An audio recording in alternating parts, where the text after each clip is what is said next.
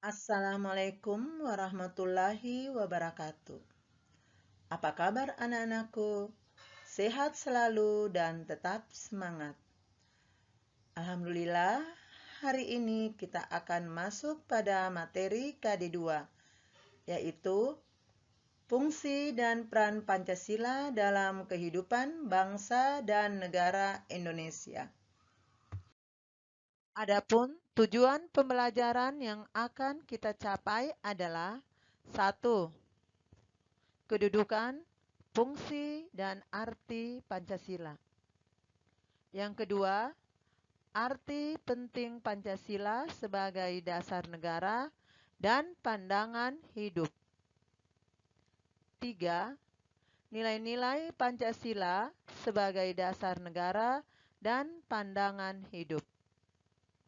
Dan yang keempat, membiasakan diri berperilaku sesuai dengan nilai-nilai Pancasila dalam berbagai aspek kehidupan. Baiklah, kita akan masuk pada tujuan yang pertama. Kedudukan, fungsi, dan arti Pancasila. Yang pertama, Pancasila sebagai dasar negara. Dalam hal ini, Pancasila dipergunakan sebagai dasar untuk mengatur penyelenggaraan negara atau penyelenggaraan pemerintahan. Tanpa dasar negara, suatu negara tidak akan memiliki arah dan tujuan yang jelas.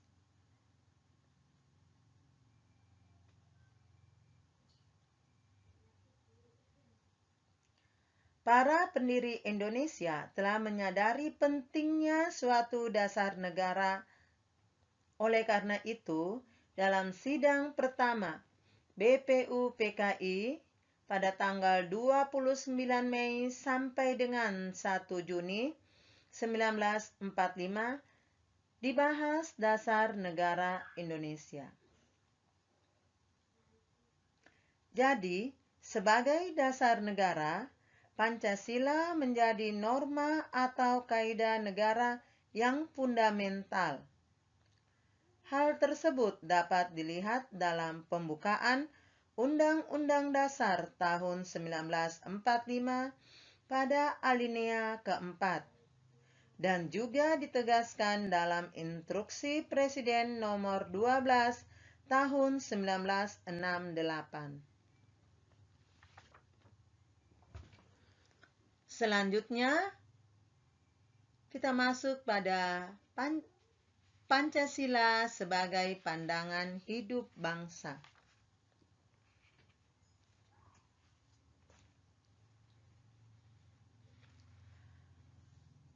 Suatu bangsa yang telah merdeka tentu memiliki pandangan hidup yang dijadikan pedoman untuk mencapai kemakmuran bersama.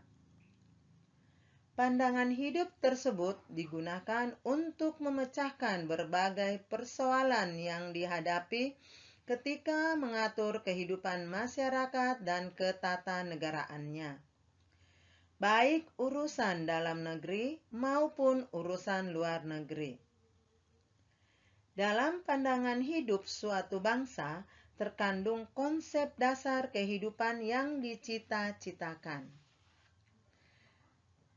Jadi dapat kita simpulkan bahwa Pancasila sebagai pandangan hidup bangsa adalah segala aktivitas sehari-hari bangsa Indonesia harus sesuai dengan nilai-nilai yang terkandung dalam Pancasila. Selanjutnya kita masuk pada kedudukan yang ketiga, yaitu Pancasila sebagai kepribadian bangsa.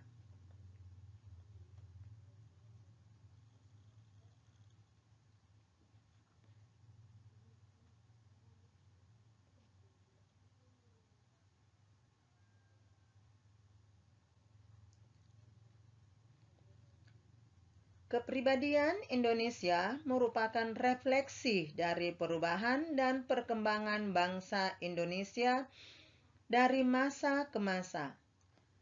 Perubahan yang dialami bangsa Indonesia dipengaruhi segala hal yang terjadi di dalam masyarakat, termasuk adat budaya serta lingkungan itu sendiri.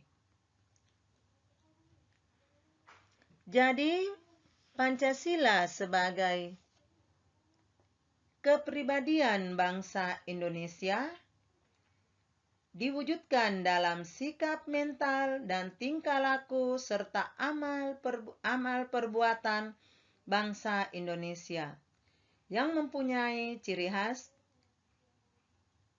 dan berbeda dengan bangsa-bangsa lain di dunia.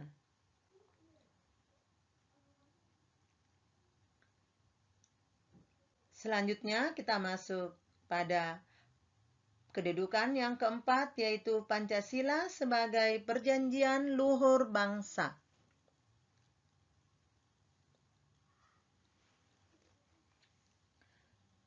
Istilah Pancasila sebagai perjanjian luhur bangsa muncul dalam pidato kenegaraan Presiden Soekarno di depan sidang Dewan Perwakilan Rakyat Gotong Royong atau dikenal dengan DPRGR pada tanggal 16 Agustus 1967.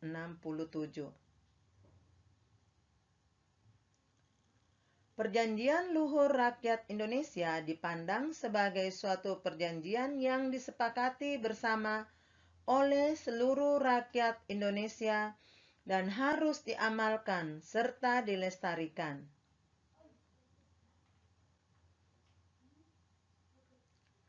Pancasila yang dipandang sebagai perjanjian luhur bangsa Indonesia merupakan kesepakatan bersama para wakil bangsa Indonesia dalam sidang BPUPKI dan PPKI setelah melewati perdebatan panjang.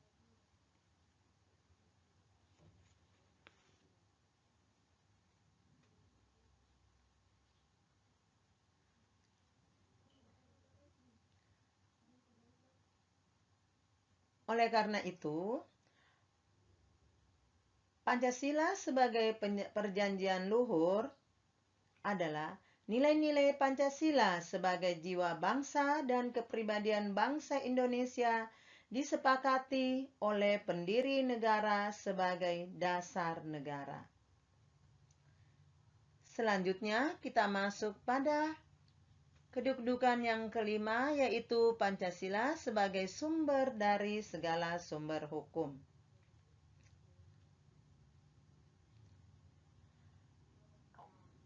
Pancasila dijadikan sumber dari segala sumber hukum oleh karena semua hukum atau peraturan yang berlaku di negara Indonesia harus bersumber dari Pancasila.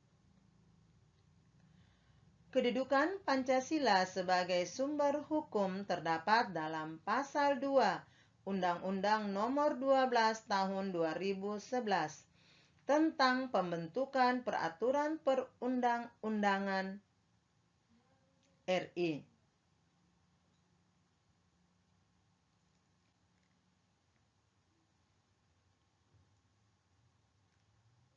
Dan yang keenam, yaitu Pancasila sebagai ideologi nasional. Pancasila sebagai ideologi bangsa Indonesia sehingga dipandang sebagai suatu hasil perenungan atau pemikiran bangsa Indonesia yang diambil dari nilai-nilai adat istiadat yang terdapat dalam pandangan hidup masyarakat Indonesia. Oleh karena itu, Pancasila sebagai ideologi nasional merupakan sistem nilai yang ideal, dicita-citakan dan diyakini kebenarannya untuk diwujudkan dalam kehidupan bermasyarakat, berbangsa, dan bernegara Indonesia.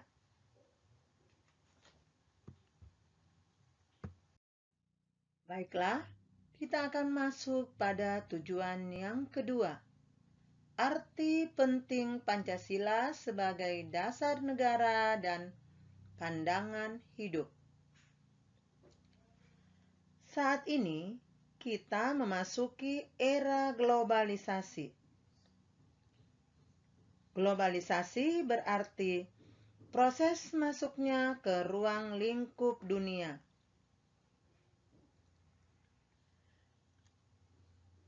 Namun, globalisasi membawa dampak bagi perkembangan masyarakat, baik perkembangan yang bersifat positif maupun negatif. Setiap komponen bangsa berkewajiban menghadapi berbagai gangguan, tantangan, dan ancaman, antara lain konflik yang terjadi di suatu wilayah, lunturnya etika ketika berbicara dan bertingkah laku.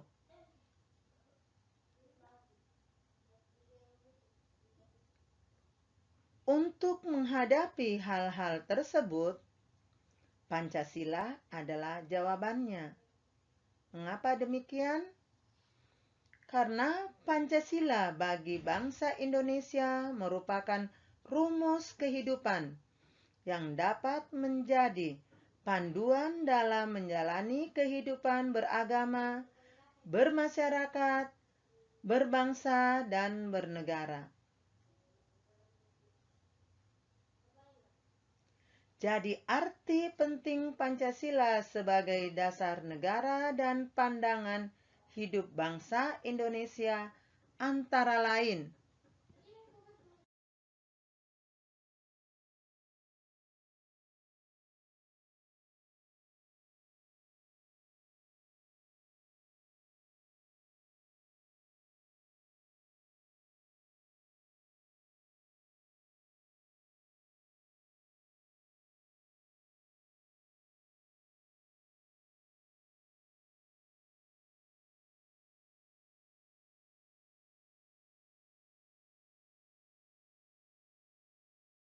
Baiklah, sekarang kita akan masuk pada tujuan yang ketiga. Nilai-nilai Pancasila sebagai dasar negara dan pandangan hidup.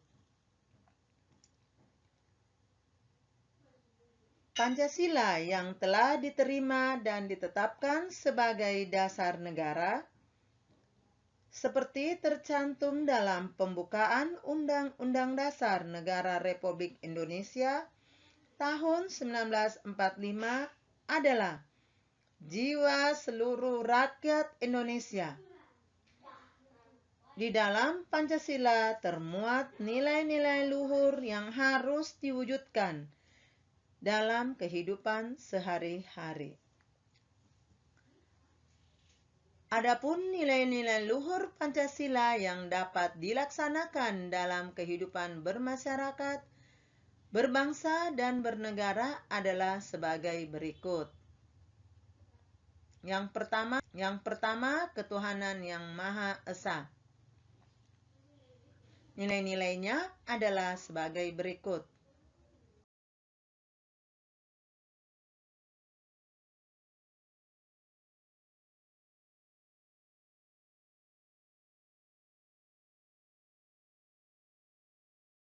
Yang kedua, kemanusiaan yang adil dan beradab. Nilai-nilainya adalah sebagai berikut.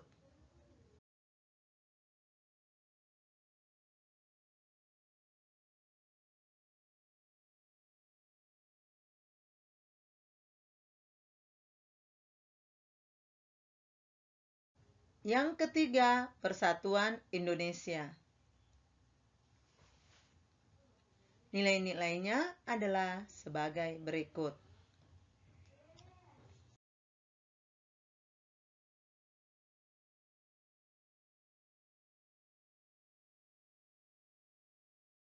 Selanjutnya, yang keempat, kerakyatan yang dipimpin oleh hikmat kebijaksanaan dalam permusyawaratan dan perwakilan. Nilai-nilainya adalah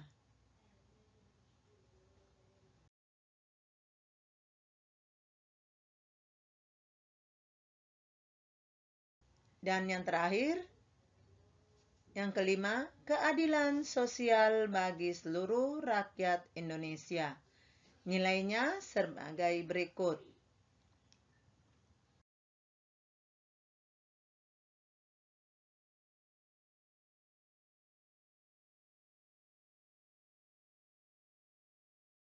Baiklah, sekarang kita akan masuk pada tujuan yang keempat, yaitu membiasakan diri berperilaku sesuai dengan nilai-nilai Pancasila dalam berbagai aspek kehidupan. Penerapan nilai-nilai luhur Pancasila dapat dimulai dari hal sederhana dan dari lingkungan yang kecil. Dengan demikian, usaha membiasakan diri menerapkan nilai-nilai luhur Pancasila dapat dimulai dari kehidupan sehari-hari, seperti dalam lingkungan keluarga, lingkungan sekolah, lingkungan masyarakat, dan lingkungan berbangsa dan bernegara.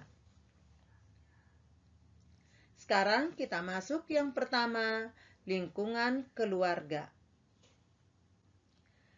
Penerapan nilai-nilai Pancasila yang dapat dilakukan tiap anggota keluarga dalam lingkungan keluarga adalah sebagai berikut.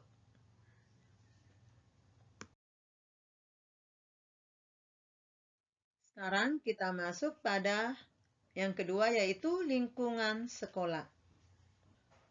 Beberapa pengamalan Pancasila yang dapat dilakukan tiap individu dalam lingkungan sekolah adalah sebagai berikut. Yang ketiga, lingkungan masyarakat. Nilai-nilai Pancasila dapat dibangun, ditumbuh kembangkan, dan dipertahankan melalui berbagai organisasi di lingkungan masyarakat seperti RT, RW, dan Karang Taruna. Beberapa contoh penanaman nilai-nilai luhur Pancasila di lingkungan masyarakat adalah sebagai berikut.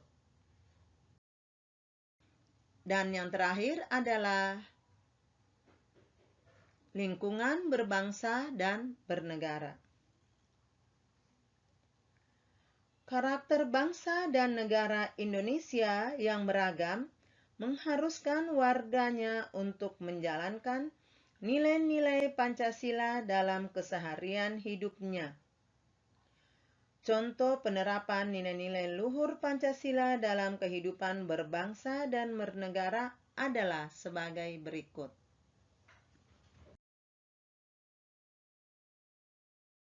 Itulah tadi pembahasan kita mengenai fungsi dan peran Pancasila dalam kehidupan bangsa dan negara. Semoga apa yang kita pelajari pada hari ini dapat bermanfaat bagi kita dan nilai-nilai Pancasila dapat kita pahami dan amalkan dalam kehidupan sehari-hari. Untuk lebih memahami materi tersebut, silakan kalian jawab pertanyaan berikut. Akhir kata, wabillahi taufiq wal hidayah. Wassalamualaikum warahmatullahi wabarakatuh.